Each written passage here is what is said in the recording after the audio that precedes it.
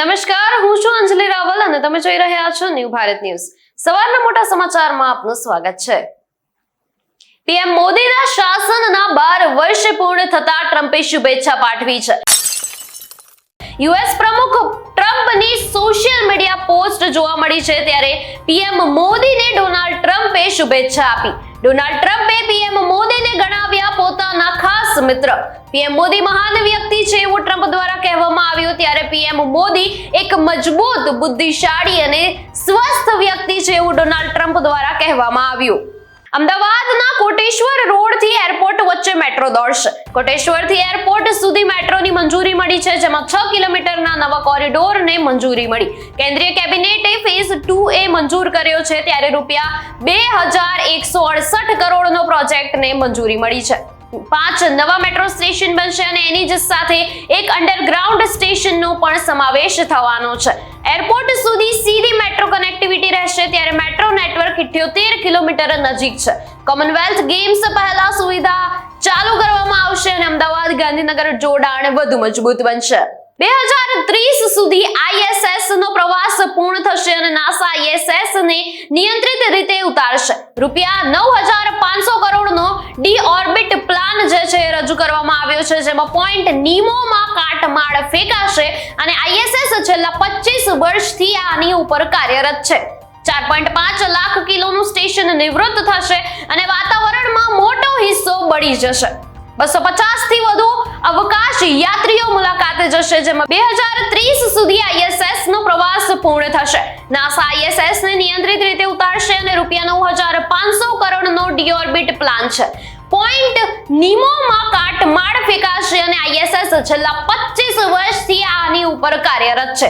4.5 lakh કિલોનું station નિવૃત્ત થશે અને વાતાવરણમાં મોટો હિસ્સો બળી જશે. 250 થી વધુ અવકાશ યાત્રીઓ આની મુલાકાતે જશે, ત્યારે 2035 સુધી ઇસરોનું સ્પેસ સ્ટેશન લક્ષ્ય છે. ખાનગી સ્પેસ સ્ટેશનનો યુગ શરૂ થશે. શેર બજારની ઘટાડા સાથે શરૂઆત થઈ છે, ત્યારે સેન્સેક્સ નિફ્ટી લાલ નિશાનમાં ખુલ્યું. સેન્સેક્સમાં 330 પોઈન્ટનો ઘટાડો જોવા મળ્યો, જ્યારે નિફ્ટીમાં 108 પોઈન્ટનો ઘટાડો. બેંક નિફ્ટીમાં પણ ઘટાડો જોવા મળ્યો છે, જેમાં ચાંદીમાં પ્રતિ કિલોએ ₹3500નો ઘટાડો જોવા મળ્યો છે. 1 કિલો ચાંદીનો ભાવ ₹2,31,500 અને સોનામાં 10 ગ્રામે ₹1200નો ઘટાડો થયો.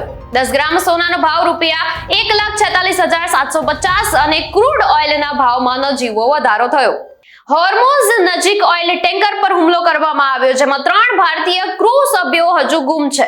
21 ભારતીયોને સુરક્ષિત બચાવવામાં આવ્યા છે અને એન્જિન રૂમમાં મિસાઇલથી લાગી આગ. ઓમાન કિનારે સર્ચ ઓપરેશન ચાલુ છે, ત્યારે ભારતે અમેરિકી રાજદૂતને બોલાવ્યા છે, જ્યારે વિદેશ મંત્રાલયે હુમલાની નિંદા કરી છે અને 24 ભારતીયો ટેન્કરમાં સવાર હતા એવું જાણવા મળી રહ્યું છે. ત્યારે હોર્મુઝ વિસ્તારમાં તણાવ યથાવત છે અને ગુમ ભારતીયોની શોધખોળ ચાલુ છે. આજથી FIFA વર્લ્ડ કપ 2026 નો શુભારંભ થયો. આજથી 39 દિવસ સુધી વિશ્વમાં FIFA ફીવર ચાલુ રહેશે, ત્યારે 48 ટીમો વચ્ચે 104 મેચ રમાશે અને 16 સ્ટેડિયમમાં રમાશે FIFA વર્લ્ડ કપ 2026. મેક્સિકોના સ્ટેડિયમમાં ઓપનિંગ મેચ યોજાશે, જેમાં મેચની 90 મિનિટ પહેલા ઓપનિંગ સેરેમની યોજાશે. ગુજરાત બોર્ડની પૂરક પરીક્ષાને પ્રારંભ થઈ છે, ત્યારે રાજ્યમાં આજથી 20 જૂન સુધી પરીક્ષા લેવાશે અને ધોરણ 10 અને 12 ના વિદ્યાર્થીઓની પૂરક પરીક્ષા જે છે એ શરૂ થઈ છે. અમદાવાદમાં 28,000 થી વધુ વિદ્યાર્થીની પરીક્ષા લેવાશે, જેમાં શહેર અને ગ્રામ્યના વિદ્યાર્થીઓ પરીક્ષા આપશે. 88 બિલ્ડિંગ, 844 બ્લોકમાં પરીક્ષા વ્યવસ્થા અને DEO દ્વારા તમામ કેન્દ્રો પર ખાસ દેખરેખ રાખવામાં આવશે. આરોગ્ય ટીમ, કંટ્રોલ રૂમ, મોનિટરિંગ સાથે તંત્ર આ વખતે એલર્ટ મોડમાં છે. મણિપુરમાં છેલ્લા કેટલાક સમયથી ચાલી રહેલા જાતીય અને સામાજિક તણાવ વચ્ચે ફરી એકવાર હચમચાવી નાખે તેવી ઘટના સામે આવી છે. કાંગપોકપી જિલ્લામાંથી અપહરણ કરાયેલા 6 લોકોના મૃતદેહ મળી આવતા સમગ્ર વિસ્તારમાં શોક અને રોષનું વાતાવરણ સર્જાયું છે. મૃતદેહોની હાલત જોઈ સ્થાનિક લોકો અને સંબંધીઓમાં ભારે આક્રોશ ફેલાયો છે. સુરક્ષા એજન્સીઓએ આ કેસમાં મોટી કાર્યવાહી હાથ ધરી હતી અને મણિપુર પોલીસ, આસામ રાઇફલ્સ અને CRPFની સંયુક્ત ટીમોએ સતત 24 કલાક સુધી સર્ચ ઓપરેશન ચલાવ્યું હતું.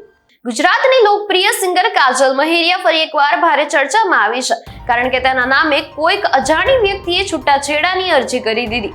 મહેસાણાની ફેમિલી કોર્ટમાં જ્યારે આ અરજી પર સુનાવણી થઈ અને કાજલ મહેરિયા તેમજ તેના પતિ અલ્પેશ ઠાકોરને નોટિસ મળી, જ્યારે આ વાતનો ભાંડો ફૂટ્યો.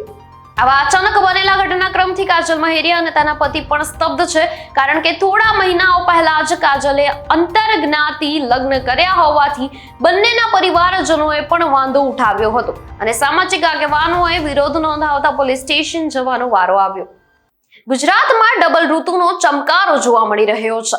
રાજ્યના નાગરિકો અત્યારે કાળઝાળ ગરમી અને અસહ્ય ઉકળાટનો સામનો કરી રહ્યા છે.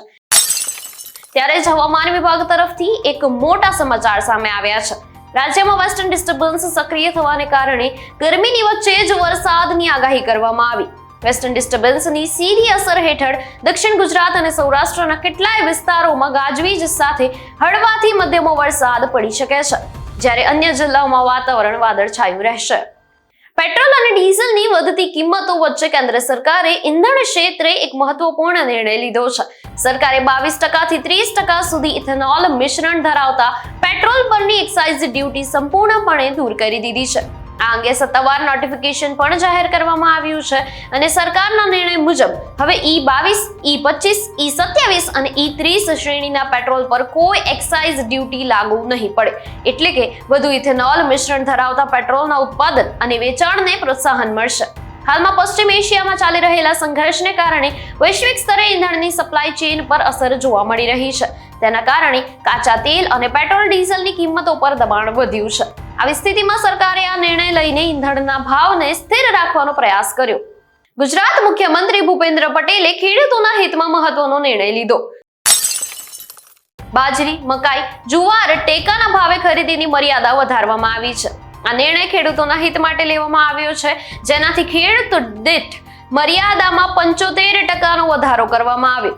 રાજ્ય સરકારનો નિર્ણય ટેકાના ભાવે ખરીદ મર્યાદા વધારી છે અને હવે બાજરીની ખરીદી મર્યાદા પ્રતિ ખેડૂત 2000 કિલોગ્રામથી વધારી 3500 કિલોગ્રામ કરવામાં આવી.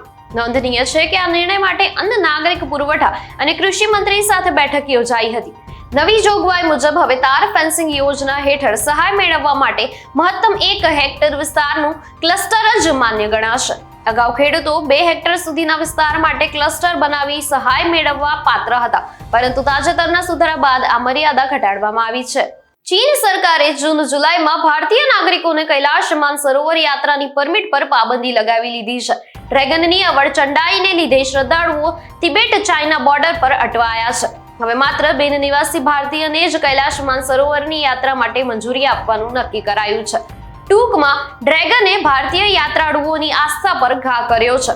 થોડાક દિવસો અગાઉ જ ચીન સરકારે ભારતીય શ્રદ્ધાળુઓ માટે કોમન કિચનનો નિયમ લાગુ કર્યો હતો.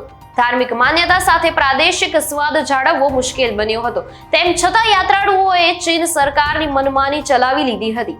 આ ઉપરાંત ચાઇના પ્રશાસન દ્વારા વિઝા આપવામાં જાણી જોઈને વિલંબ કરવામાં આવી રહ્યો છે, જેના કારણે હાલમાં 3000 થી વધુ ભારતીયોની પરમિટ પેન્ડિંગ પડી છે. દેશભરના કેન્સર દર્દીઓ માટે મહત્વના સમાચાર સામે આવ્યા છે.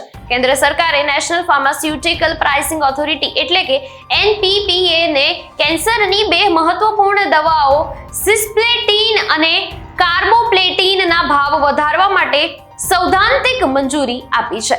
સૈદ્ધાંતિક મંજૂરી મળી છે ત્યારે આ નિર્ણય એવા સમયે લેવામાં આવ્યો છે જ્યારે દેશની અનેક હોસ્પિટલોમાં આ દવાઓની અછત સર્જાઈ છે અને સપ્લાય ચેઇન પર અસર જોવા મળી રહી છે. ફાર્માસ્યુટિકલ વિભાગ દ્વારા NPPA ને મોકલાયેલા પત્રમાં ડ્રગ્સ પ્રાઇસ કંટ્રોલ ઓર્ડર એટલે કે DPCOના પેરા 19 હેઠળ ભાવ વધારાની મંજૂરી આપવામાં આવી છે. આ જોગવાઈ સરકારને અસામાન્ય પરિસ્થિતિમાં જનહિત માટે દવાઓની મહત્તમ અથવા રિટેલ કિંમતમાં ફેરફાર કરવાનો વિશેષ અધિકાર આપે છે. હવે આગામી 2 દિવસમાં NPPA આ મુદ્દે અંતિમ નિર્ણય લઈ શકે છે. જો ભાવ વધારો મંજૂર થશે તો તેની સીધી અસર કેન્સરની સારવાર લઈ રહેલા હજારો દર્દીઓ અને તેમના પરિવારો પર પડી શકે છે. સમાચારમાં હાલ માટે બસ આટલું જ. વધુ સમાચાર જોવા માટે જોડાયેલા રહો ન્યૂ ભારત ન્યૂઝ સાથે. નમસ્કાર.